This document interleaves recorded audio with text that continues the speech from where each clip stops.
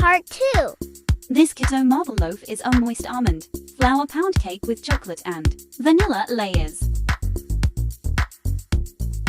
Plus, it's a healthy marble cake for you, with no sugar, no gluten, no dairy, and only 3.8 grams of net carbs per slice.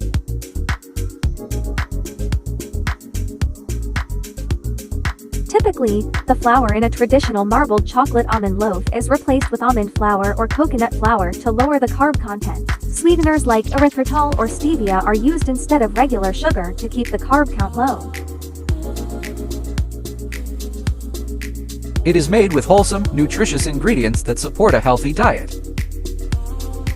Ingredients include almond flour, coconut flour, salt, baking powder and soda, cream of tartar or vinegar, vanilla extract, heavy cream, sugar replacement, eggs and melted butter or coconut oil and unsweetened cocoa powder.